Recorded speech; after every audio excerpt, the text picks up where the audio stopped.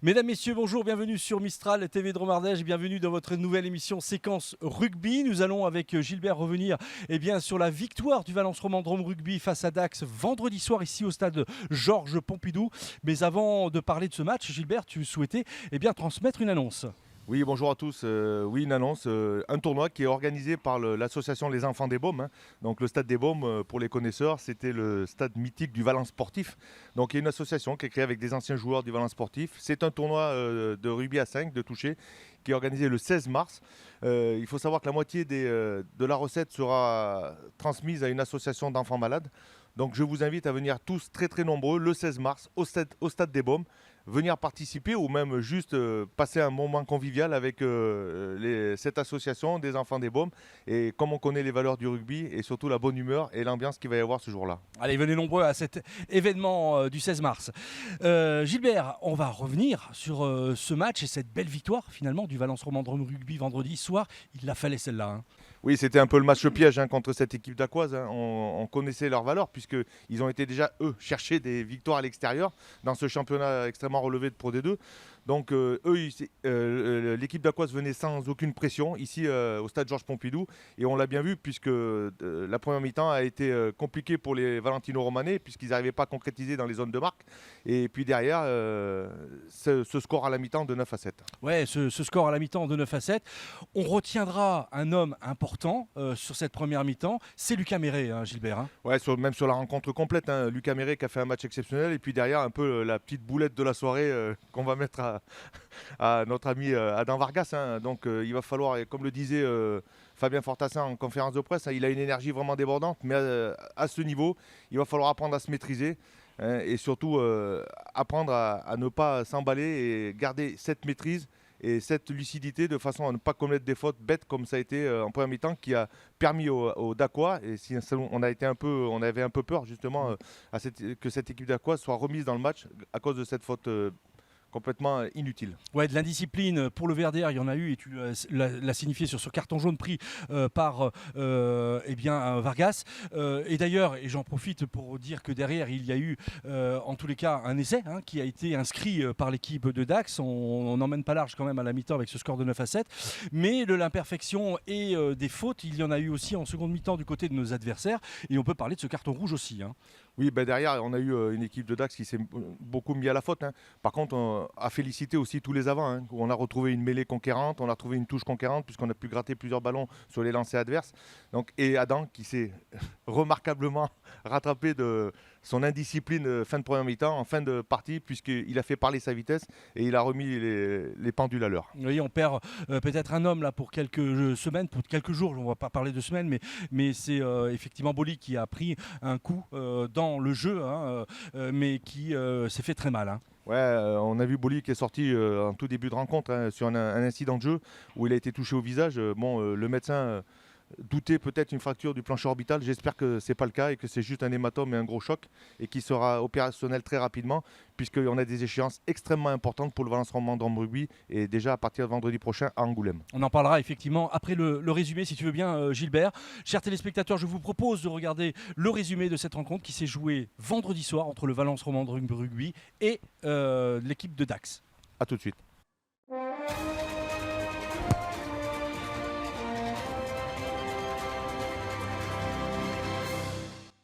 Voilà, match important Gilbert pour ces damiers face à Dax après leur déconvenue la semaine dernière à Brive. Hein. Les 3 premiers points sont à mettre à l'actif du VRDR à la 6e minute sur cette pénalité tirée par Lucas Méré. Le VRDR mène 3-0. 8 minutes plus tard, les Dacois se mettent à nouveau à la faute et Méré les sanctionne immédiatement sur cette nouvelle pénalité. Le Valence Romandrome Rugby mène sur le score de 6-0. À la 22e minute de jeu, Dax est une nouvelle fois sanctionné. Lucas Méré s'empresse de transformer cette nouvelle pénalité. Les damiers mènent désormais sur le score de 9-0. On joue les arrêts de jeu de cette première mi-temps et Dax inscrit le premier essai de la rencontre et revient à 2 petits points Gilbert du VRDR grâce notamment à la transformation. Oui, avec un bon travail des avants et c'est en bout de ligne que Holtman vient transformer ce travail des Dacois avec le décalage en bout de ligne. Il n'a plus qu'à aplatir dans l'embut. Droit-moi.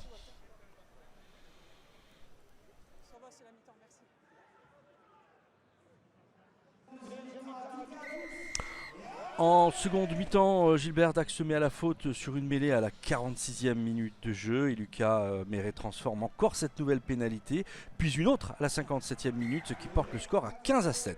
Voilà, à la 61e minute, ce diable de Lucas Méret récupère un ballon suite à un renvoi d'un but et tente et réussit un drop de plus de 40 mètres. Les Damiers mènent sur le score de 18-7. Ouais, le renvoi d'un but qui est dans l'axe du terrain, donc ce qui permet à Lucas Méret, après la récupération, de pouvoir tenter et réussir ce magnifique drop de plus de 40 mètres comme tu viens de le dire.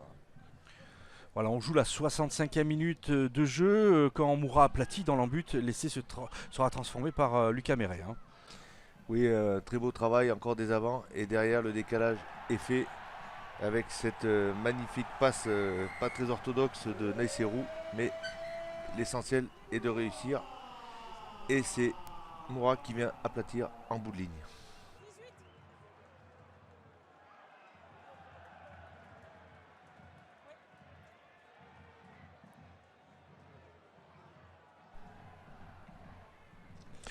Voilà la 67e minute de jeu. Méret, encore lui, transperce toute la défense d'Aquoise pour ajuster un coup de pied. Récupéré par Vargas qui n'a plus qu'à faire parler sa vitesse pour aplatir dans l'embut. Les Valentino Romanais mènent sur le score de 30-7, Gilbert. Oui, on voit un magnifique travail encore de Méret qui a fait une partie exceptionnelle vendredi soir face à ces Dacois. Et cette fête de passe, derrière une accélération, un raffut.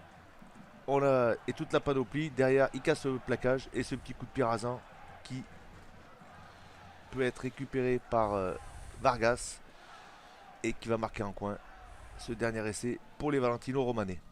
Voilà, plus rien ne sera inscrit dans ce match. À noter quand même cette grosse faute de Garouteg sur le capitaine Dromois Bruchet qui prendra un carton rouge. Oui, on voit ce plaquage complètement raté de Garouteg. Heureusement, sans conséquence pour le capitaine Dromois, mais qui sera sanctionné par un carton rouge par Madame l'arbitre, Aurélie Groiselot. Voilà donc, chers téléspectateurs, le résumé de ce match vendredi soir qui s'est joué ici au stade Georges Pompidou et cette belle victoire rassurante du Valence Roman Drôme Rugby face à Dax. Oui, et une victoire rassurante et ô combien importante pour s'éloigner de cette place de barragiste. Donc le VRDR a fait le job. On aurait pu espérer avoir un bonus offensif. On va se contenter des 4 points. Montauban ayant perdu, ça veut dire que le Valence Roman Drôme Rugby gagne une place au classement. Aujourd'hui, ils sont 12e. Mais il faut continuer à cravacher et avancer et surtout de s'éloigner de ces places de relégation. Rouen a perdu, Biarritz a gagné, Soyons-Angoulême a perdu face à Grenoble.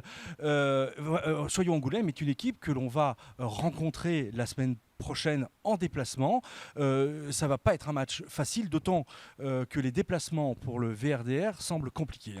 Oui, ça va pas être un match facile. Puis on a vu Soyons-Angoulême à domicile, ce fameux match où il y avait eu que 6-0, dans des conditions météorologiques extrêmement dégradées, avec un terrain complètement inondé. Donc le jeu n'avait pas pu se déployer en espérant que la météo soit avec nous à Soyons-Angoulême et qu'on puisse ramener une victoire de ce déplacement. Alors le public, Gilbert, a été présent vendredi soir, il a poussé notamment sur les 2 essais de Moura et de Vargas. On l'a senti forcément heureux de cette victoire, mais les joueurs en parlent toujours comme effectivement un élément de plus pour le soutien. Oui, c'est ce qu'on appelle le 16e homme. Effectivement, les joueurs ont besoin d'être encouragés par le public qui avait encore répondu présent. On peut mieux faire. J'invite encore tout le monde à venir au stade Georges Pompidou pour supporter le Valence Roman Drôme Rugby. En plus, on avait une deuxième mi-temps telle qu'on l'a pu la voir vendredi soir. C'était vraiment un très très beau spectacle. La première mi-temps était un peu mitigée, mais la seconde, elle était vraiment aboutie au niveau du jeu. On a encore vu, je vais le rappeler, un Lucas Méret exceptionnel sur cette rencontre. Allez, certains perfectionnistes pourront dire qu'il a raté la dernière transformation, mais ce n'était pas le sujet, c'était surtout cet essai qu'il a apporté, qu'il a pu donner à Vargas en fin de match. Et Adam, j'espère que tu vas te discipliner un peu plus parce que tu es capable de faire de très très très belles choses sur le terrain. Bon, on va fermer la page VRDR, on va parler un petit peu de nos amis albenaciens qui vont pas très fort dans ce championnat. Oui, dans ce championnat national 2, Aubenas à 2 vitesses. Un Aubenas à domicile qui arrive à concrétiser et à marquer des points et puis s'éloigner de cette zone de relégation. Et puis à l'extérieur, un peu comme le VRDR, n'arrive pas à aller chercher des points et ramener des victoires de ses déplacements. Il y a encore un déplacement ce week-end extrêmement compliqué à Rumilly. Rumilly qui est 4e de ce championnat, ou 5e je crois, de ce championnat national 2. Donc un déplacement périlleux pour le RCO Bonavals. J'espère qu'ils ramèneront au minimum un point de bonus défensif de ce déplacement, mais il va falloir vraiment cravacher pour se maintenir dans ce championnat national 2, puisqu'il n'y a plus qu'un ou 2 points d'avance sur le premier relégable. C'est tout ce que l'on souhaite aux hommes de Marc Reynaud.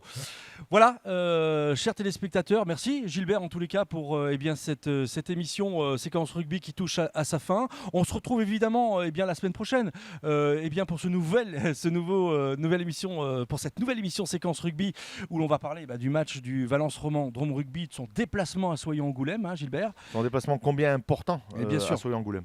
Voilà, et donc en attendant, je vous souhaite une très très belle fin de semaine et je vous dis à très bientôt sur les antennes de Mistral TV de Robardèche. À bientôt sur Mistral TV, merci à tous.